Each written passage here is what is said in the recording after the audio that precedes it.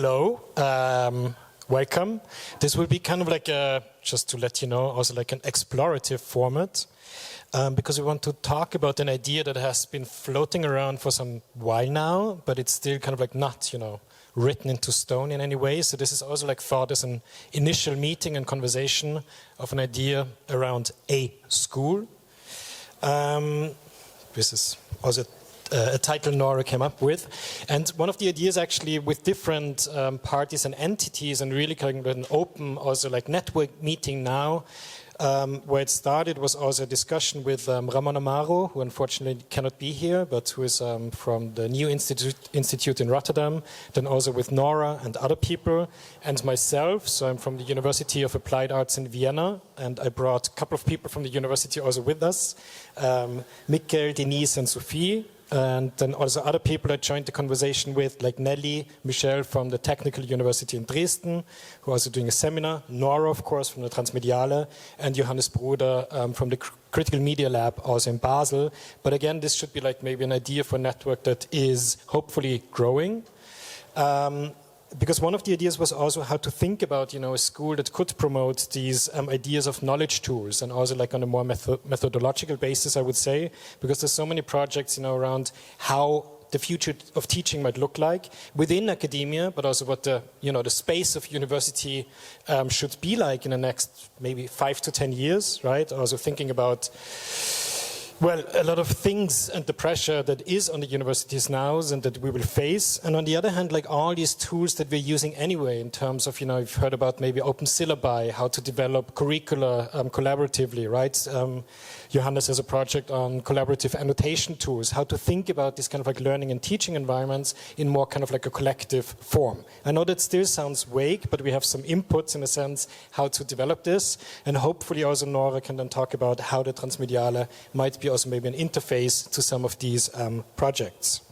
So again, it's an open conversation. This is not like, you know, there's a paper presentation, and even though I'm moderating now, not really the moderator, but hopefully we can also like open it up as soon as possible. But I would start by handing over to Michelle and Nelly, who have actually an idea. I was on a seminar that is teaching at the university in Dresden, and which I think is also a good, well, initial idea how to think about the school like this. Yeah. Okay, thank you for the intro. My name is Nelly, and this is my colleague Michelle. We're from the TU Dresden, where we have positions with the chair for digital cultures. Yes, and so I will talk a little bit about a project that we just got funded, which we didn't even think might happen, but yeah, so we submitted a little project last year that is called School of Unthought. Well, the un is in brackets, so School of Thought and Unthought, and of course deals with the university as a space and place of course, you know, critique, deconstruction, but mainly collective and collaborative knowledge production. We're very interested in, you know, the term and concept and practice of critical pedagogy. We're following most of the well-known thinkers of critical pedagogy, from Paulo Freire to bell hooks and others, in trying to come up with a project that is not only a seminar, but a year-long, at least a year-long project where we develop maybe an archive, a platform, but also, as Clemens has said, a syllabi and other things. It is also really about questions of how we can, under the conditions we are in at the moment, rethink. Or, I mean, rethinking is always this term that is used to describe these things, but really think about what we want to do together. I think that all of us, especially also teaching at the university, we have an everyday practice. We have to teach, we want to collaborate and think with the students who have incredible potential and also know a lot of things, and we want to also take them seriously as experts in, you know, at least the everyday experiences in life they have. So I think for us, and I want to ground it a little bit in Saxony for that reason, one of the reasons why we came up with this, or we're thinking this, like, Saxony basically is in dire need of people engaging with the, well, local, you know, circumstances, is that of course, there's a specific history to the place, but right now, to give you just one example, just I think roughly a year ago, if that's true, not for universities but for schools, it was decided that there cannot be gendered language anymore, for example. So we're dealing with people that are in our faculty meetings and stuff like that, who are, who might be members of the right-wing AfD party. We're dealing with very specific things that are happening in Dresden, and they might happen somewhere else, but we are in Dresden, so we want to take this place and location seriously and ask the students what are the everyday things that are for them, the things they have to deal with, basically. And that also, I guess, for them are somehow their challenges, I guess, because they can be very different in Dresden than they are here in Berlin or in Vienna, where I, for example, live. So this was the initial, how do you say, Initialzündung? Yeah, this was how it was initiated. We got the project funded. There's a couple of ideas we have. We will collaborate, for example, most likely with the Hygiene Museum.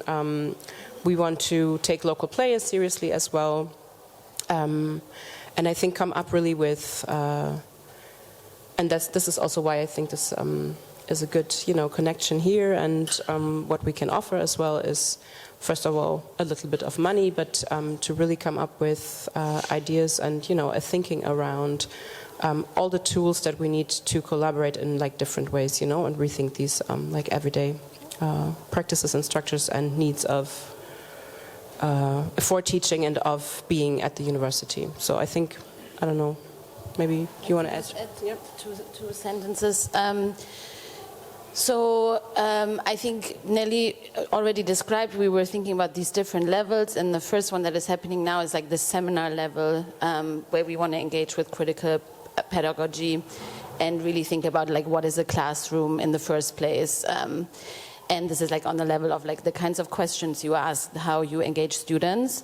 And then there's this city and university level. And I think what would be really interesting for us in this conversation is this question of tools and technologies, because we're kind of imagining, could there be an exhibition, or the students make their own syllabus, or the students make their own curriculum. We were also thinking about different kinds of creating different kinds of platforms. So I think that would be really something nice to connect this thing that we're doing, that to us is important that it's locally, to connect it then with all the stuff you're doing. And maybe, have this transmediale, be some kind of infrastructure or something for this. Yeah, so thank you for saying that, because I think it's also pretty clear that we're not, this is not rocket science. Other institutions do this, other people have done this, people create, and students create lots of wonderful things already. So this is being done already a lot of the times, but I think to have a very particular focus, or how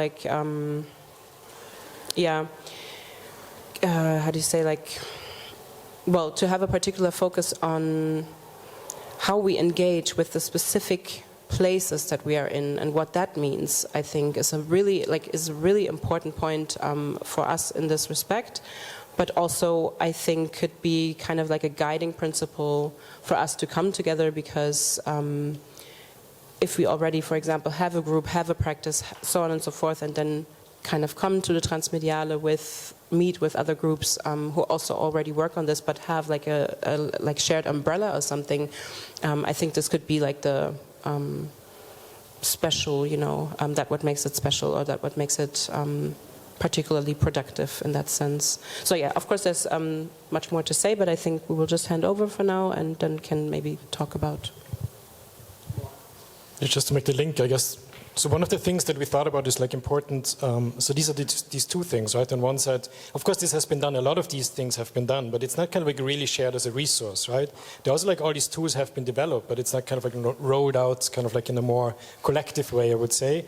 And one of the things is really then to link it back. I mean, transmediale would be an interface, but also to link it back then into the local institutions, because I mean, it's these students here, right? We have this kind of I don't, at least in media theory and so on, and these kind of like fields, right? We do all the global discourses, then we read all these texts and so on. But then really the important question, the tricky one is, how does this now relate to the local situation in Dresden, in Vienna, and so on? So the idea was also an initial network to think about, something that is also kind of like on the local space that can develop, right? But I find it very hard to translate these kind of things, and also in the sense, to have like a support network, if you want, to do this kind of like work together. So I think this is an important thing. But on the other hand, this kind of like network idea, but then the second one, really, how to use also specific of these technologies that can help, to have like a more collaborative understanding about, again, teaching, but also the learning environment. And I think Johannes has kind of like, they have a beautiful project in the Rewrite project, where I think this is also like an,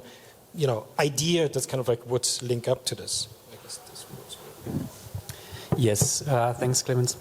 The Rewrite was born, or was initiated by a former colleague, Carolina Sobacka, and also Lucy Kolb, who is in the audience there. You should talk to her. Was involved in that project. It was initially, the idea was to annotate Article 6 of the Paris Agreement together with scholars, but also with students, because it's one of those very generic texts that nobody reads. And if you read them, you just think like, okay, I'm just going to ignore it. But it's basically the text that regulates how climate politics can only happen market-based, which is, of course, a huge issue, and which breeds all these politics that we are then, to say the least, very dissatisfied with. So by collective annotation, you can tease out the meanings, the significance of specific words, of semantics, of grammars in these texts, because there's things in there such as ambition, which you read and you think it's maybe a good thing, but actually it's a bad thing because it allows people to just signal ambition without doing anything. And that is a mechanism, right? So to tease out these mechanisms of these texts was very important for us, and collective annotation in that sense for us is a opportunity to gather knowledge around the text. It's not about you having all the expertise or reading someone else's opinion about a text, but it's gathering different people who then have a discussion that can be traced through a digital interface, so that you see how the discussion develops, and then you can also publish that very text with the annotations. That is related to Lucy's project, for instance, around critical publishing. So right now we are transforming this tool into a website where you can annotate text on the website and then also publish it right away to have an open repository of grey literature that is collectively annotated. And maybe to top up on that, I also wanted to say that I think it's very important. What is very important for me right now is international law, but also policy texts, queries of the fascist right-wing parties that are trolling governments and parliaments by asking, for instance, things about why decolonial theory should be taught at universities and why this should be state-funded, and alluding to the freedom of science and saying that decolonial practice is silencing or is like abolishing freedom of science, which makes the government then respond in a way that they have to appeal to the freedom of art, which then, of course, is another win for the fascists, because you basically emphasize that principle and you cannot keep them out of the space of the university, out of the space for art, and so on and so forth. So I think these kind of like very boring texts nobody reads, the queries for the parliament, but also texts of law, it's very important that we start to collectively annotate them, not to hear only expert opinions, but to like collectively gather knowledge around these texts and understand the semantics and the grammars of these texts in order to understand what we maybe shouldn't say or what we should say and how we intervene in these processes. I think I'll leave it there.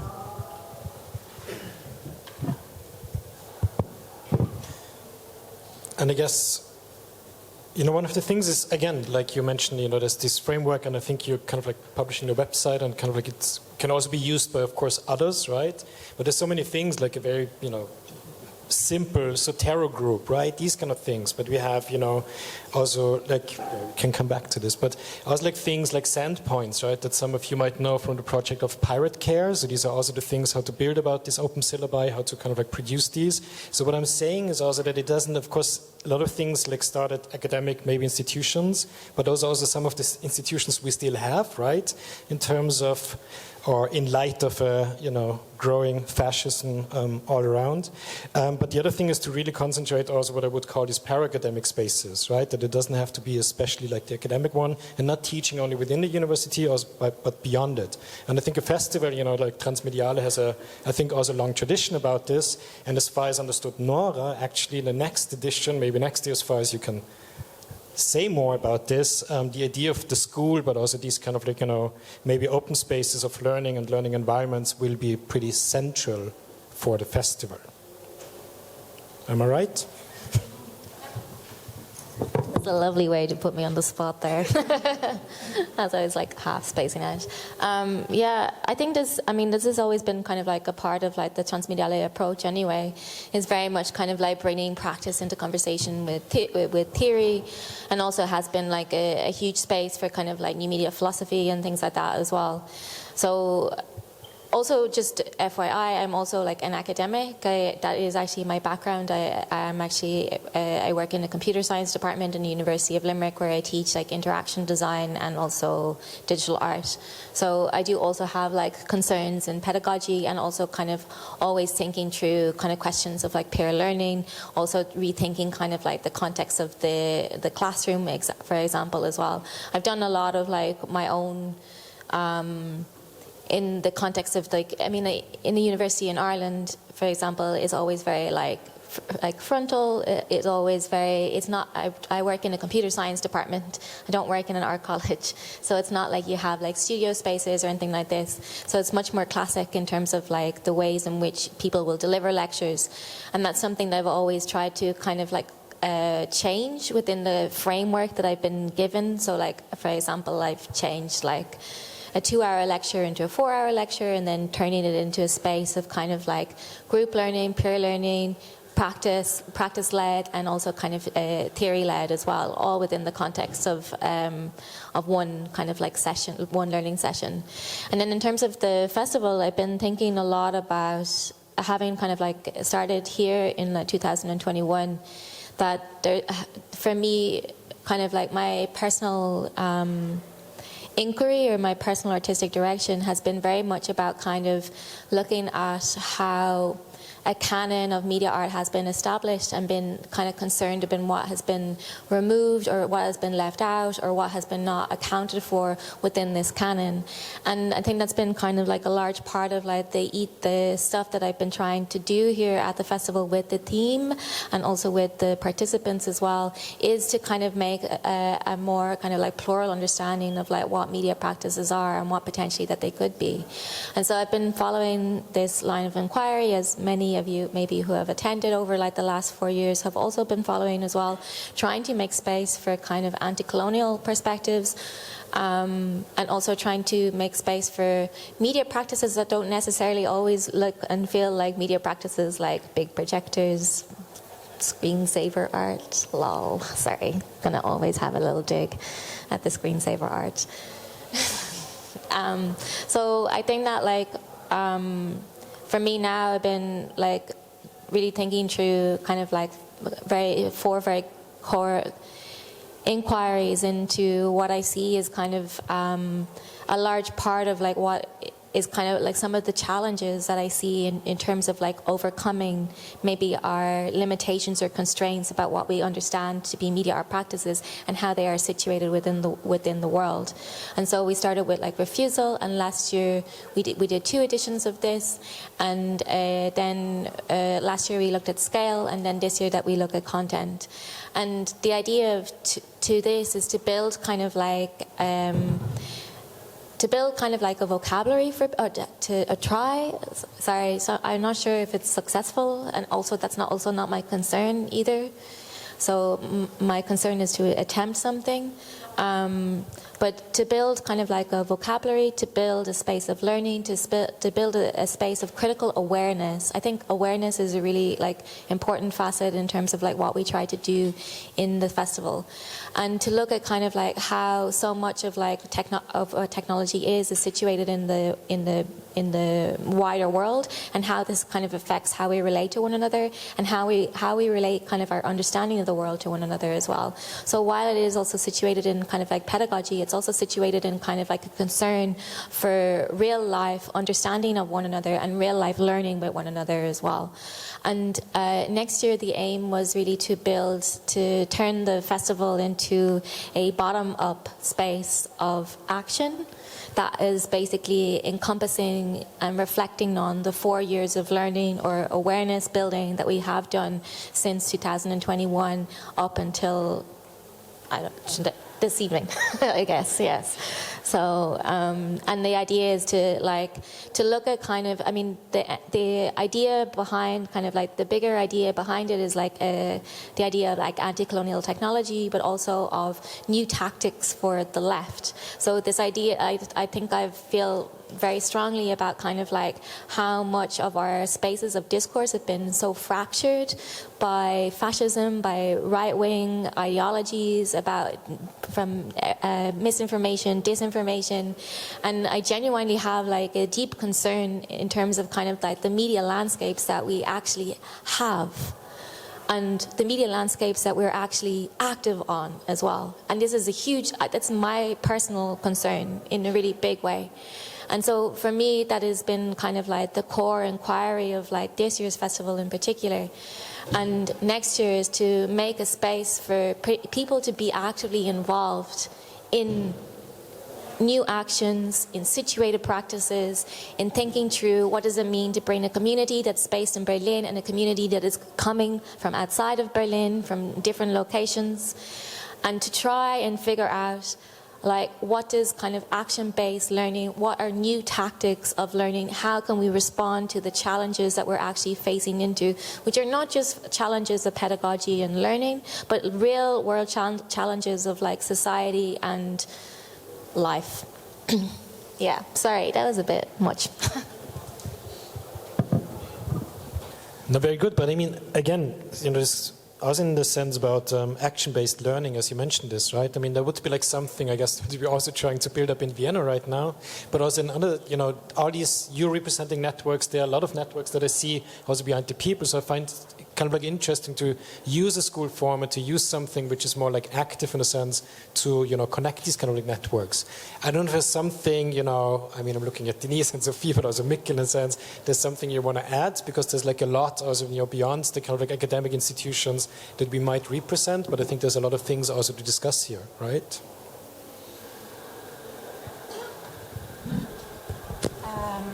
Yeah, hi, I'm Denise. I'm a PhD candidate at the Peter Weibel Research Institute in Vienna. And I also just participated in a research workshop that was kicked off by Transmediale on content form. And what Nóra just said, I think what is very important for me, that basically content and form goes hand in hand. So that we, on the one hand, think of like the networked infrastructures we want to work with, but also how to fill them. And I think those two processes should definitely go alongside. And I also think, for example, that Transmediale is a really amazing place because they already established a lot of very important relationships that they can activate now. For example, like the Institute for Technology of Public Interests, which had initially a talk scheduled yesterday. Among other initiatives like Varia or Constant, they are doing things since years. So they are thinking how to build infrastructures that are critical, that are autonomous, that have a certain responsibility towards the society, that think how we want to live like in a socio-political, ethical environment together. And then I also do think that Transmediale has a lot of access to like south-to-south accesses, and I think also that epistemologies of the south are also important to include in these discussions. Yeah, so I guess I would be very excited for a school where like those things come together, where we kind of think alongside how to build the infrastructure, but also how to create a new curriculum. And there I would also be interested if you already have ideas how such a curriculum could look like, how such a syllabi could look like, or with whom you want to work, and maybe also addressing Nelly again, like I would be interested in how this critical pedagogy, speaking of like Freire and bell hooks, but maybe also like deschooling, like Ivan Illich, which I think they have been established in the 70s, how they translate into the now, and also how they translate into the academic space, because I think they were all bottom-up initiatives and ideas, and I'm coming from institutional work, and I realized it's really difficult to kind of bring it into those spaces that are already existing for some years, and also Transmediale is a big institution. I mean, we're a big institution, but we're also a very small team. So it's a bit of a,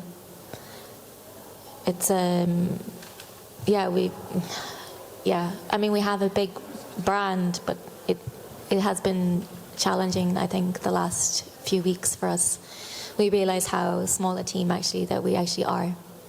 So, sorry, that's just personal reflection. I think for us is to bring as many people together and to really to create like as much space as we can, like possible. I mean, there's constraints like that are like financial constraints. There's constraints like space constraints. These are like practical things that like get in the way, and sometimes it's just not always possible to do like everything that we would like to do. But I think with the edition next year, I think that you know, we want to like. Personally, we want to recognize like the people who are actively already like really doing a lot of this work already, make a lot of space for them, and then actually like turn the audience into participants as well. So I don't know, it sounds like utopic because, you know, I'm a bit like naive in my utopianism most of the time, but yeah, the idea is to turn like the festival maybe like less into a public event and more into like a closed event for where everybody is a participant rather than everybody is an audience member.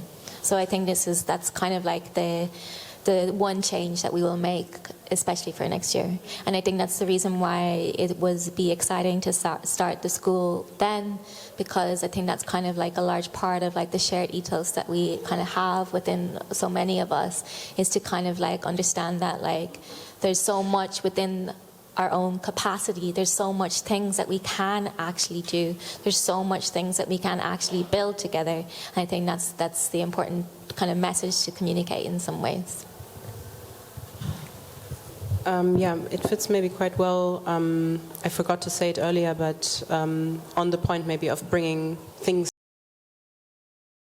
Forum Antirassismus Medienwissenschaft that has been existing for already now over 3 years, wow, which I have been coordinating for 2 years, and yeah, it is a network of people or a collective of people who do work in many different branches, but actual hands-on things. One of the groups that has existed and now is more working on the margins has created a canon critical collection of literature, so-called, which is participatory and open, of course, so public.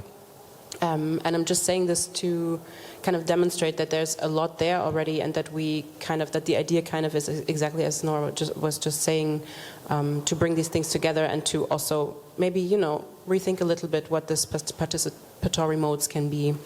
I also think to use this format right now to start what you set out to do next year, I think is pretty great. And I also want, I mean, you would probably also say this, but this is also open. So there's an invitation, I think, to all of you who sit in the audience to also become part of this, or tell us what you know, what your questions would be around this, or maybe what, you know, you could bring to the table in that sense, which sounds a little bit I don't know, weird, but yeah, I think that's the most important part, because this is not like a already set up thing and super close, but we really want to collaborate with as much people as possible, and especially as much places as possible. So this, to me, seems to be very important. I mean, also on this note, I know it's kind of like unfortunate that, because, I mean, we have the same thing in teaching, right? There's a stage and then it's here. But turning the audience into participants, like, it's really an open invitation if there's also like ideas how to bring this into this. But also this is, again, it's the first conversation on this, right? And one of the ideas is also maybe to, you know, contact any of us, because one of the things is also in Vienna that we kind of like also, you know, as Nóra said, right, transmediale has kind of like also limited resources, and then we think, oh, there's a great festival, we plug in, but the idea is also during the year, leading up to the festival, how to also share our kind of like infrastructures to also, you know, elevate, but also to help, you know, a network, a kind of like also a festival like this. So also you can contact us, and we, you know, we have the resources at the moment, so this is something we have in mind, but maybe you also want to talk about, you know, what we have besides the festival idea, also, you know, from the Viennese perspective in terms of teaching and the program that we're trying to, you know, reactivate at the moment. Yeah, thanks, Mikkel. So hi, my name is Sophie, and I'm also in Vienna as a postdoc, and I just wanted to thank you for all your inspiring inputs.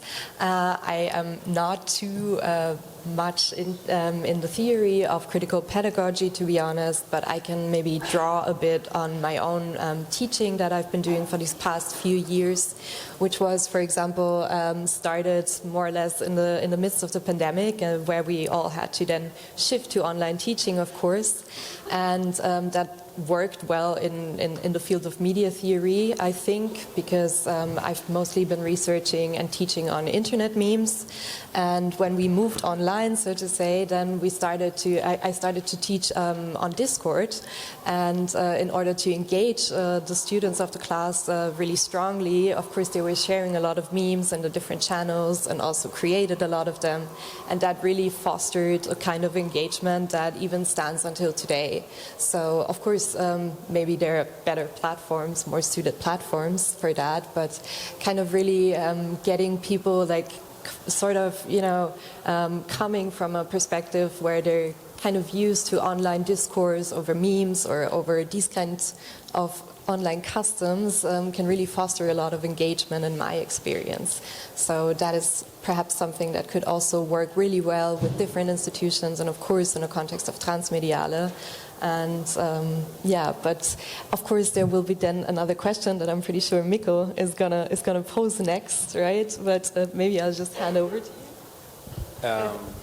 Yeah, I think we've actually covered a lot of this, but exactly the fact that you're using alternative technologies is leading into this. Because one of the fundamental things, of course, is also we have to try and think about like who are we doing this for and how do we engage these audiences. Because fundamentally, the technologies we make use of and the platforms that we make use of and how we open up our institutions is, of course, also very dependent on how we're looking at who do we want to talk to. And you know, now it became a lot about like how can transmediale become the platform that invites people in to be participants and not just audiences, but also us as institutions that do research. How do we open up our doors? Because we are academic institutions, which are notoriously also problematic to actually get people into, especially people that are not already engaged in the academic discipline. Like, so how do we actually create a platform that allows people to come in there without being, you know, enrolled at a university? Or how do we create these conversations, and how do we also reflect on what technologies will be necessary to do so? And since it's an international collaboration, also how do we then enable an exchange between our institutions and the people that we each have in our local networks, which is, you know, very much an open question in this context. And where also it's very interesting to then have, like, for example, the Rewrite project and like these open annotation systems, but also where, you know, now you mentioned Zotero, but like also that there's other ways of then having open access to research materials, and like how do we also present our research, our individual research, but also the research that is created in groups or in participation with whoever is actually coming and engaging with us locally, and then hopefully also inviting further participation simply by piquing people's interest. Like, how do we make sure that we actually can do this? How can we pique people's interest? I just want to say one thing, because I've worked in many institutions, and I think it's like these are like, sorry, not to be rude, I really don't mean to be rude. These are old questions that we've always asked, like these are questions that we've never solved. Maybe it's okay that we don't need to solve them. Yep, absolutely. It's not that it necessarily has to be solved, but I think by thinking about them also, we also challenge ourselves and therefore also maybe force ourselves to come up with new tools or new ways of approaching it. So it's not so much about like a results-based process so much as it's about engaging in the process, right? Yeah. I think I'm more of a like do things and ask for apologies later. I mean, that's how I approach like in the university, for example, because I knew that I wouldn't be able to get like a room for the students in the way in which I wanted to teach design. So I basically changed kind of like my entire approach, because I was just like, I'm just going to use the classroom as it is. And I basically every day we would put the desks aside, we would make space in the actual physical room, and we decided to do that as a class together. And I think that's kind of more like, I don't know, maybe I'm just a little bit more like, sorry. I think, I don't know. I've been in a responsible position in an institution that is an art school within an engineering university. And I've learned a ton. I've never stopped learning, but I've learned a ton about how you think institutions from the inside and what it takes in order to make these institutions livable. And I think students in the audience object if I'm saying something wrong, but part of the MA that we're teaching is actually kind of like making space for things in the institution that are not actually possible. There was an interesting intervention by students at the uni that hung out a banner saying that you're teaching us skills in critical thinking and then you don't want us to do it. And that's exactly what's happening, right? So how do you think, how do you develop, like, I don't want to say, I hate the word hacking, but sometimes I don't have a better one. So how do you hack these processes? From the inside is very important for me as an educator. How to make space where people can think about transversal methods and practice, and how do you, from this place on, then also provide people with the tools, to make life in institutions better. But you will not. I totally agree with you. Institutional critique is a very old field, and we haven't really figured it out. But that's okay. Yeah. But my colleague Helen coined this term, or not coined, but she brought up this term of life-affirming infrastructures, and I think that's important, right? We have infrastructures that are actually like constantly failing us, who are supposed to be transformative, but how can we think about life-affirming infrastructures within these infrastructures? We have to live with infrastructures. We are dominated by infrastructures, but we need to also develop solidarity through and with infrastructures, I think.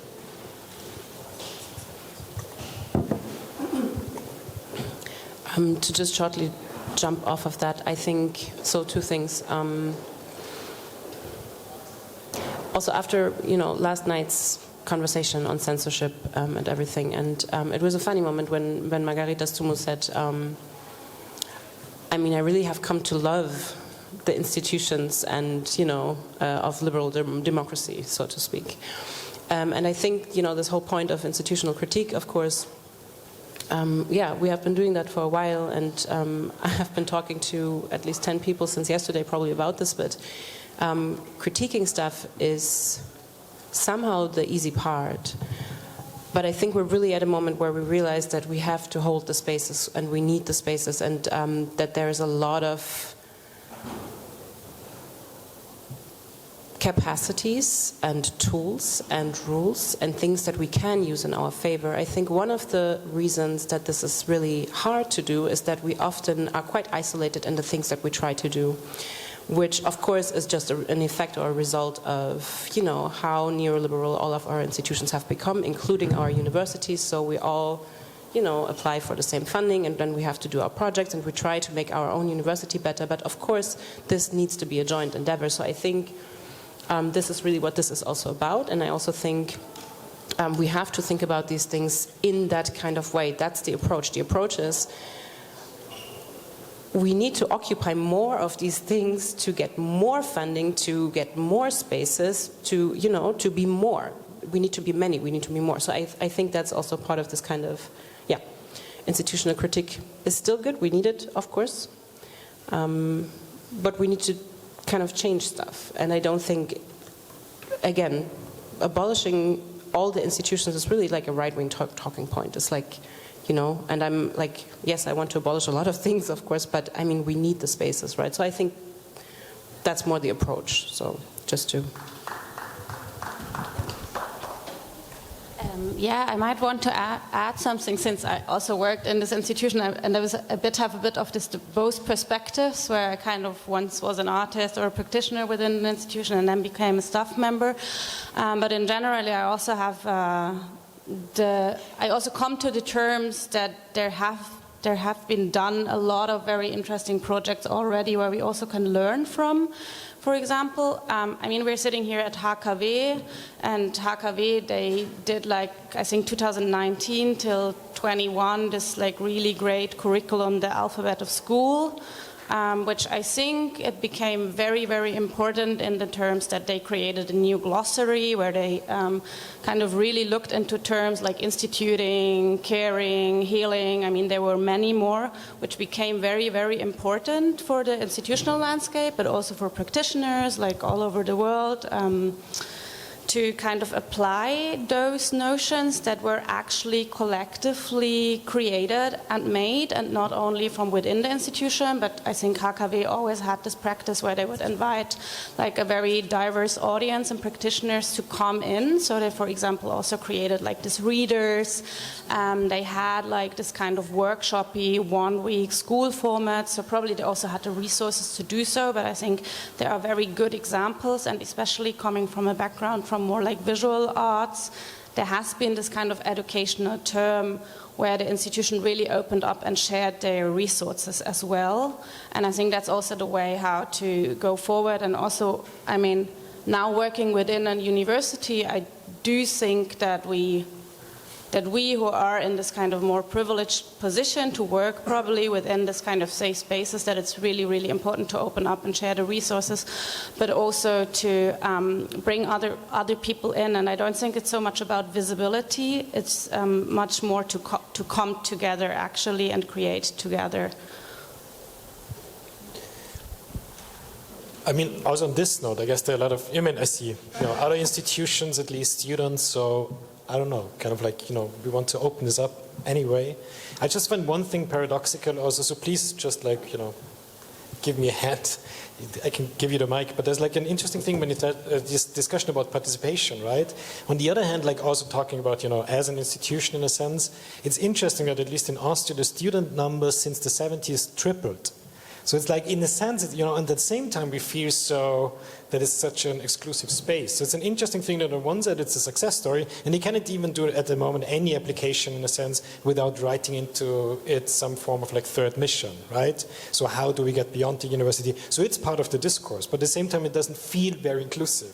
So I find this is really kind of like a conundrum, as it was also said yesterday, how to open an institution. And even if you do that, it's kind of like still, you know, it has to be critiqued, of course. Maybe that's also the thing, the dialectical thing, that it always needs this kind of like institutional critique from within inside, right? But it's not that institutions want to build this towers. I think they're just like stuck in the process. And I think there's like, as you said, right, we should learn from other kind of like experiences and also share this knowledge, because I often feel pretty alone in a sense about, you know, how to do this, and then in a sense, I think this is why this is important, right? This is why it's always like important to meet during a festival and kind of like open this up and have this conversation, which is more than, you know, say like, well, it was a nice talk in a sense. Yeah.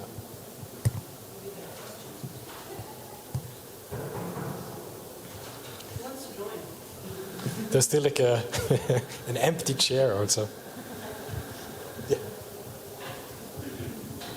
Yeah, hello. My name is Stephanie. I teach at HFBK Dresden, Applied Theatre Studies and Dramaturgy. I'm a professor there since 8 years. I worked before in the theatre field, here in Berlin and in other places as a curator. And so this is, for me, it's like a really great approach that you're offering here. I would be totally interested to collaborate. I'm teaching students who are not studying what I teach. Nobody studies what I teach. They're like offered theory as a supply, you know, like a gift, additional gift, how it is organized in German art schools. There's a very, you know, to be criticized approach historically, because I think it's a very classist thing that really just exists, and they don't know why, really. I find in the last years, and I hold a PhD in philosophy, so I'm not a theater studies pro. I came into this because I was a curator, so I have a different approach towards theater studies than maybe somebody else would have. But I have a very strong hold on theory, because I think theory is the place where you can basically do anything, right? It's a place for imagination. And somehow I feel that at the moment that is very in a precarious state, at least in my teaching experience that, and I try to make space for that, and I would be interested how other people feel about that and what kind of resources you develop, because I feel that people are sometimes really against theory out of class for good reasons also that I can understand. So that's one thing, and the other thing that I wanted to share is that I'm working together with stage and costume designers on a project that we're calling Patterns. And we started this last summer, and it's like about going out of the institution, like literally. So we went by bike towards, like, in the direction of Prague with a small group of students doing field research, and we're continuing that next semester, and we're like really trying to go out. And the political situation we're in Dresden with the September elections coming up also call for connections in the city and beyond. So I would be totally interested to connect. Yeah.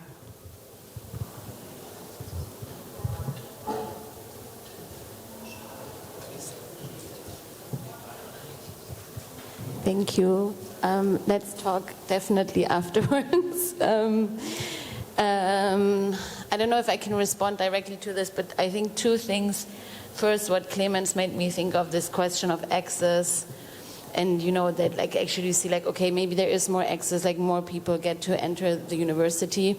And when Nelly and I were first conceptualized this, we really wanted to do something like, we were thinking of a title, and we wanted to do something with like that there's class and classroom, and I think, but then we didn't. Now we have a different title, but for me it's really that, you know, I think so much about that universities are kind of like we are like sort of educating class traders, you know, and that's like really a problem. But it also doesn't have to be like this, you know. So how can it also be different? And also thinking about, you know, when people enter, like you get access, but then like actually it feels really horrible, you know, like you got in, but then like it feels like it really hurts, right? So I think this question of class that you brought up is really, really one that I think we have to address throughout what we're doing. And about the theory, I don't know if I have a good, amazing response, but I think for me it's like the Undercommons, Fred Moten and Stefano Harney, for example, is like one reference, the way that they talk about study, and that study is something that happens, you know, kind of not just in the classroom, like it happens before you go into the classroom, it can happen in so many different places. And I think also with this critical pedagogy, even though maybe some of the texts that also we want to look at are kind of older, I think there is not really this division between theory and praxis. So maybe that is useful to think about, but you probably... No, I absolutely agree. I just want to add some small things. So I think, yes, theory is practice, but again, I think it's a question of approach. I would love to just take it, and maybe we can take it with us, for all of us to think through this, in the future and for the next edition and for whatever we want to do as like one of many branches of, I don't know, umbrella terms that we can take, or umbrella project or umbrella, I don't know what it is. But I think, yes, theory is practice, but I also think it's really a question of approach, because every single student that I've ever taught is producing a lot of theory. It's just the way we kind of frame these things, and what we kind of sell them as being theory and what is not, or you know what I mean. But when I think through their everyday life with them, through certain concepts or whatever, they produce a lot of, theory somehow. So, I mean, yeah, but nice to meet you. And I just wanted to say, knowledge also needs to be activated, and I think that's very important for me, right? Because sometimes knowledge can also be suppressive, in a sense that there is too much even. And we have a lot of syllabi and curricula, and if I look at especially North American syllabi for seminars and courses, then I always feel like, fuck, how am I going to process this? In the matter of 3 months. So I'm really interested also in that project, or whatever we want to call it, school, to think about, because I haven't figured it out either, to think about how knowledge and theory can be made actionable and how it can translate into actual practice, and not only speech acts and not only visibility and not only fundable projects, right? Hello, my name is Frank Resin. I used to be the research director of an institution called Waag Society in the Netherlands. I don't know if you know the media lab there. And I was the research director for 10 years, and I want to speak about this institutional critique. Because I had a wonderful time, and I really believe in the things that you're saying. And then I decided to leave and become a manager, actually the dean of the Faculty of Digital Media and Creative Industries, at a rather large institution, the University of Applied Sciences at Amsterdam. I was very lucky to be able to do so, but it was actually maybe a Trojan horse approach to institutional reform, because I think with the basis of participation, bottom-up, decolonization, critical media theory, if we are able to approach those positions of power, we have a huge influence. And of course it's important to be teachers, it's important to be students, it's important to be theorists. But if, like me, you think institutions are important just because they can do so many things, then it's important that many of us in the audience, and also you on stage, approach those positions to be able to change those institutions from the top down. And I can show, from my personal experience, it actually can work. And it means we should not be afraid of those positions of power, but we should see them as opportunities for leveraging our ideas and actually make those institutions change. So that's what I want to shout out. It actually can work a little bit, step by step.